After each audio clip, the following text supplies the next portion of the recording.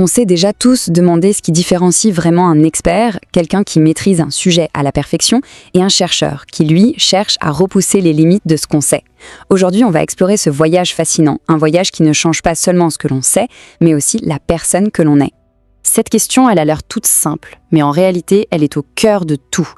Prenez un instant pour y réfléchir. Est-ce que l'approche habituelle consiste à appliquer une solution qu'on connaît déjà à un problème bien défini, ou plutôt à déconstruire le problème lui-même, même si ça veut dire naviguer complètement dans l'inconnu ? C'est exactement là que tout bascule. On change complètement de posture. On passe de l'étudiant qui absorbe un savoir qui existe déjà à la personne qui le met en question, qui le teste et qui finit par en créer un nouveau. C'est un changement mental radical en fait. On arrête de consommer le savoir pour commencer à le produire. Bon, alors, qu'est-ce qui nous pousse à nous lancer dans une telle aventure ? Avant de s'engager sur un chemin aussi exigeant, la toute première chose à faire, c'est de regarder à l'intérieur et de comprendre ce qui nous motive, vraiment. Au fond, il y a deux grands moteurs. D'un côté, on a la motivation intrinsèque. C'est la curiosité pure, cette envie de comprendre qui vient de l'intérieur. C'est de loin le carburant le plus fiable pour un long voyage. Et de l'autre, il y a la motivation extrinsèque, une meilleure carrière, la reconnaissance. C'est un bon début, c'est certain, mais sans cette petite flamme intérieure, ça devient très difficile de tenir sur la durée. Parlons maintenant des illusions. Beaucoup de gens qui se lancent imaginent un chemin tout tracé, une sorte de carte.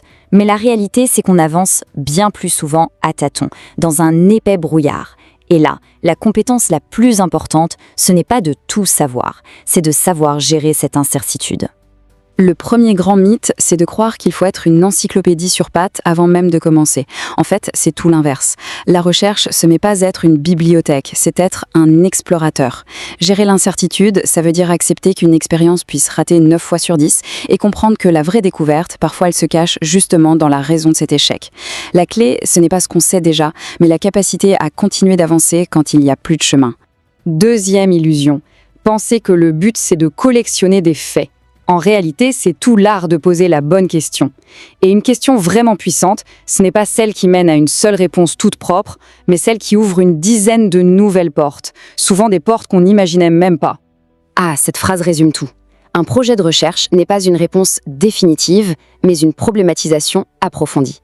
Ça veut dire que l'objectif, ce n'est pas de finir en disant « voilà la solution », mais plutôt « voilà à quel point ce problème est complexe et voici toutes les nouvelles questions qu'il soulève ».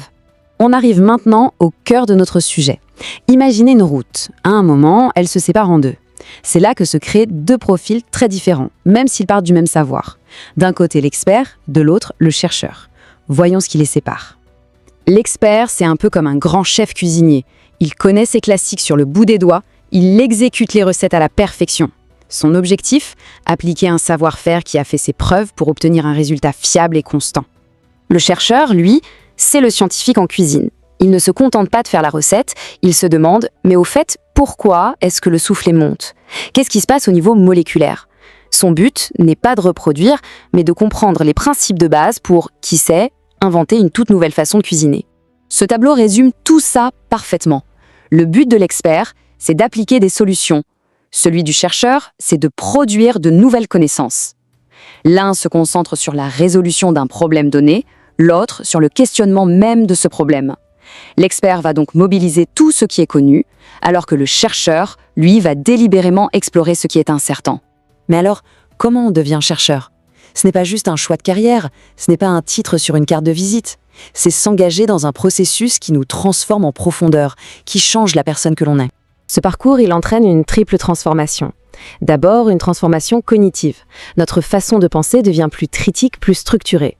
Ensuite, une transformation identitaire. On ne se voit plus comme quelqu'un qui apprend, mais comme quelqu'un qui crée du savoir. Et enfin, une transformation professionnelle.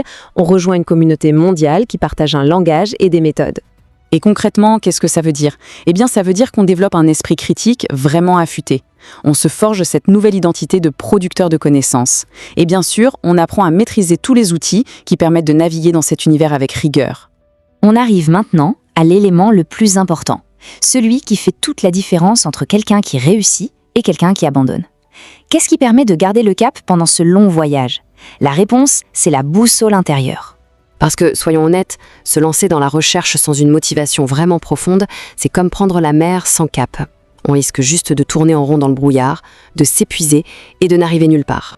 Sans un pourquoi solide, les conséquences sont quasi inévitables. La motivation s'effrite au premier vrai obstacle, on se sent terriblement seul et le risque d'abandonner devient bien réel.